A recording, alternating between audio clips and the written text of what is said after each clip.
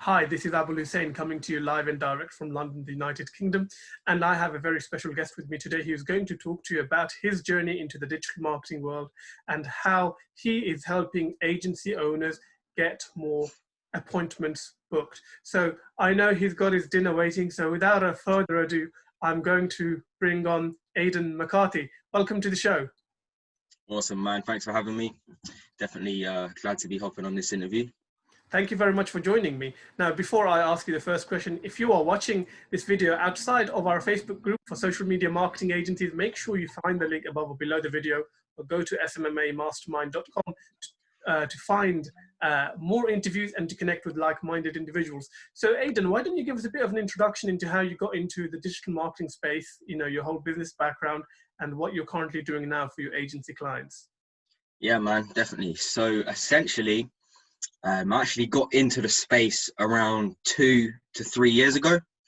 And honestly, the way that I got into it, like a lot of people did, was kind of just looking for a way that I could make something out of myself, essentially, as a young man. And I was about to start college. I didn't want to start college. And just through looking through YouTube at different things that I could do, I came across Shopify. So I started my own Shopify store. I had £300 in the bank. And I mean, within a couple months, I lost quite a bit of money, a couple £100 again. But then I started to get a couple sales, and that's when I was like, yeah, there's something here. So at that point, I actually hired a mentor, and within about 2 months after that, we took the store to $17,000 a month in revenue. That is, so it's not nothing crazy, but for me at the time, especially, yeah. So at the time, I was like, wow. Unfortunately, as Shopify stores often go, I know we were talking about this yesterday, the trend kind of died out. And I was also getting to the point where I kind of had enough of dealing with all of the customer service, fulfilling the orders, just all of the admin stuff. So I decided that I wanted to pivot and make more of a real business. It's all well and good selling we were selling a Star Wars product. So it's all well and good selling a Star Wars product from China. But what I really wanted to do was, get people real results I can charge more for, and, really get into a high ticket business. So yeah, man, agency was the route that I went down.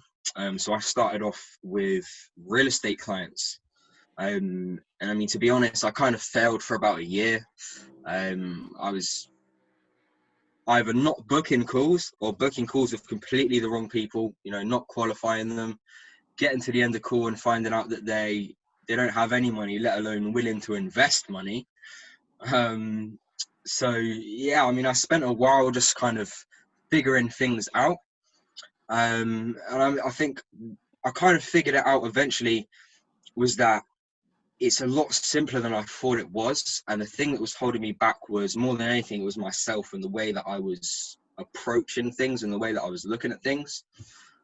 So once I kind of simplified it and thought about what matters, what's going to get me the results, what is it that's going to make people buy with me, then, that's when things started to change. So around a year ago, I got my first client, $1,000 a month for Facebook ads. That was a real estate client, and it's kind of just been up from there. And then, we got into the cold emailing, and that was working really well. So, we decided to go ahead and offer it as a service itself for other agency owners who, they're in that situation where, essentially the situation I was in, they're trying to scale, or they're trying to get their first client possibly, but they just need a structured system, and they actually need to be doing calls on a daily basis, essentially, and focusing on, the sales. Then that's great that you mentioned it, because a lot of people talk about struggling with cold calling, cold emailing, cold calling as well.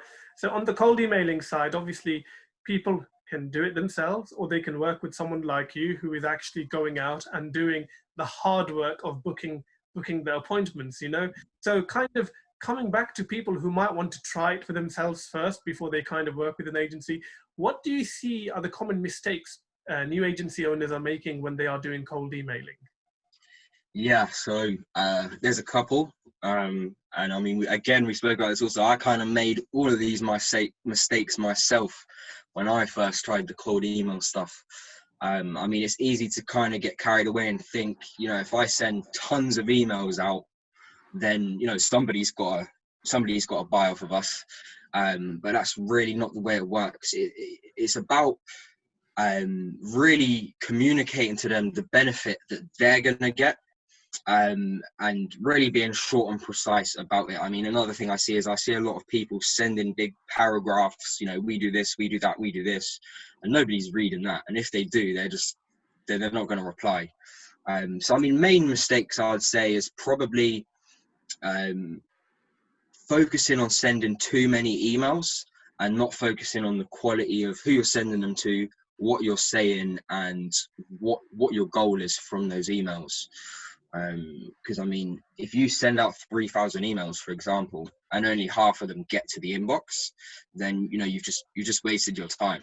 Because well, I mean, it's pretty self-explanatory. So the main things I'd say for people is really to focus, like I said, on being straight to the point and specific, making sure they know what they're going to get, not giving away too much on the email, because that you can save that for the call.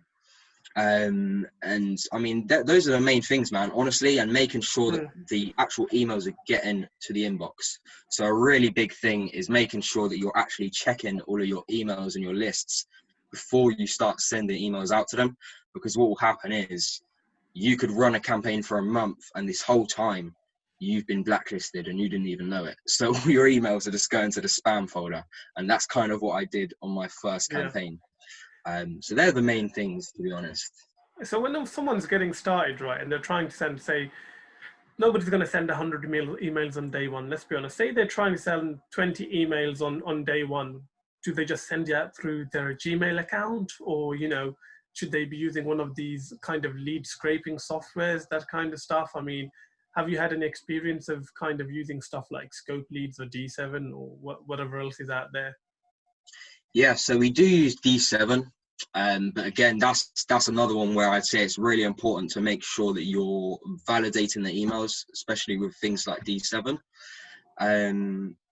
To be honest, the best thing that we've done when it comes to getting lists is hiring people off Upwork to go and scrape us lists based off of really specific criteria.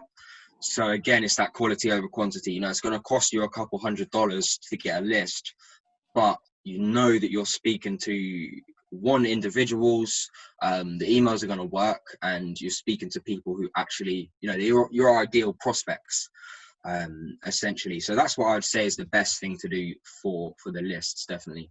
Yeah, and what you've said there, I mean, I'm hearing it from everyone that automation is great, but often it pulls a lot of crap from the internet. So having someone go through and manually check everything, which is why if you're an agency owner and you don't want to do that, you need to delegate.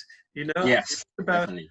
I mean, I had a Facebook Live the other day, and I spoke about how at the end of the day, you need to treat this as a real business. A real business requires investment. If you're going to go out and open a shop, you're going to put £100,000 or $100,000 down before you've served your first customer. So if you're serious about this and you don't want to do the admin tasks, you need to use people like Aidan, who can get you those appointments booked, because it just makes your life easier. You don't get the stress. Now, kind of, when composing the emails, what do you think are the core components of an email that gets a good response? Yeah, so I mean, you'd be surprised how simple they are. What we tend to do is we make them pretty short, and we tell them exactly what they're going to get. We don't tell them how we're going to do it, and then we ask them, when works for a call. So it's really straightforward. But I'll just go ahead and give you an example. So we ran a campaign for real estate, to generate real estate clients. So what we did is we went ahead and we found sort of a niche within the niche, and this is what we do with all of our clients to make sure that we're essentially getting the best results from the campaign. So the niche that we found was not just real estate agents, but what are called wholesalers. So they're investors that are doing a very specific type of investing. They're looking for a specific type of property in a specific situation. So what we did is we would reach out to them and we would say, hey, do you deal with, it was single family properties. So that was the first email, very simple. And what we do is we make it extremely casual. So it doesn't even seem like a cold email. So, hey, do you deal with single family properties? When they reply back and say yes, then we'd go in for the hook. And what the hook was we'd say, awesome. So we can actually send you appointments with homeowners that have a single family property and they need to sell their house ASAP. And I mean, that's exactly what they need. That's what their whole business runs off. So, you know, we didn't mention leads, we didn't mention Facebook ads, we didn't mention marketing, but we did mention exactly what they want. So at that point, you know, most of the time, they're going to want to know what it is that you're offering and how you can do this. And then that's when you get them on the call, you qualify them, and then you close them. That's quite interesting because I literally had an interview about half an hour ago with someone who's a realtor turned digital marketer. And I asked him, you know, if someone's pitching you as a realtor, what do you want to hear? And that is exactly what you've just said. You know, they care about appointments, they care about leads, you know, that is kind of music to their ears. They don't care about Facebook ads or SEO, Yeah. that it's gobbledygook to them. Yeah. Yeah, so when you're sending out emails, you know, because a lot of people will send out a couple of emails and they'll be trying to figure out what looks good in terms of response rates. So, you know, what kind of, you know, stats can someone benchmark their own performance against? Yeah. So, I mean, honestly, I think one of the main KPIs that you want to be looking at is how many emails does it send you to book a call? Because that's going to be sort of, you know, that's the crux of your business. However many calls you do, obviously based on how your sales process works and what your closing ratio is, the more calls you do, you know, the more money you're going to make. So if you know how many emails it takes you to generate a call for that specific campaign, then you should have a pretty good idea of being able to forecast your growth and your revenue and how you can actually, you know, where you can scale the campaign to. Mm-hmm. So I'd say really focus on getting the amount of emails it takes you to send out to get one call. Try and get that down as low as possible. You know, in different niches it changes. But I mean, you know, for instance, that real estate campaign that we were doing, we were booking a call for every 100 emails we sent, which is really good. So if you can sort of get to those numbers, then you know that if I send 300 emails a day, we've got 3 calls a day. Our closing ratio is 1 out of 6. You know, we're going to close a client every other day. And they're the things that, you know, you want to be able to know. Yeah, absolutely. And when you're talking about obviously getting people on the phone, you're going to have probably a lot more people respond. And then from those people responding, a percentage of them get on the phone. Yeah, definitely. And So especially with the from that way, 100, from that 100 emails, how many people will reply back with something, you know, just saying hello, or I want to hear more, or, you know, like 5 to 10%, or what do you see happening? yeah, so it'd be around 5 to 10%. With that campaign, it was around 10%, and then we were booking around 1 call. But yeah, I mean, around 5 to 10% on average between most niches.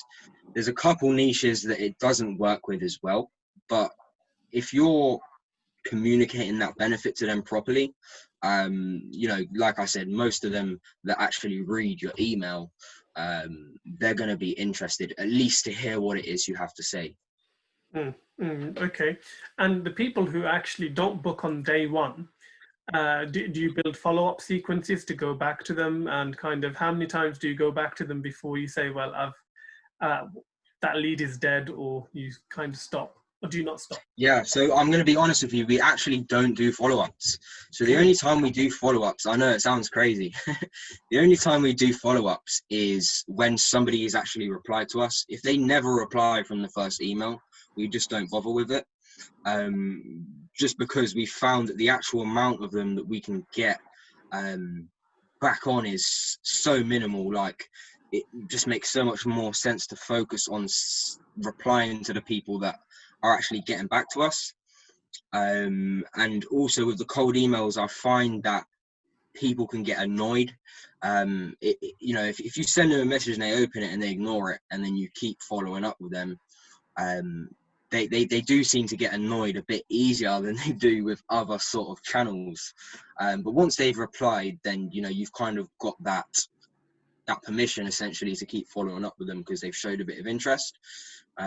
So, you know, if they say that they want to hop on a call but they don't give us a time, then we'll just keep following up with them sort of every day or every other day. And we don't actually have any specific follow-up sequences or messages, because again, we really try to keep it as natural as possible. So what we're really trying to do is start the conversation with the prospect essentially, and just move it over to the call. So whatever we've got to do that, you know, that's what we're going to do. So we'll be following up with the people who are actually interested, but we haven't quite got them on the phone yet until we get them on the phone essentially.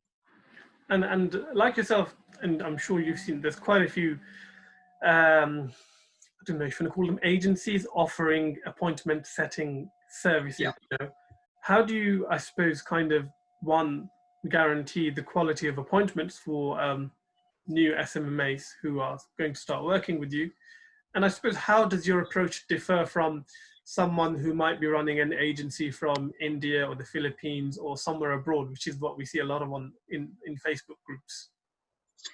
Yeah, so I mean, a lot of those sort of agencies that you see with the VAs and stuff, I find, you know, they can be good, but a lot of the time, like we were talking about with the sequences earlier, it really comes down to the quality over quantity. So when we book calls in for our clients, we actually get on the call with them, and that's our team. So that's not VAs in Philippines that we've sort of hired out. So we'll actually give them a call.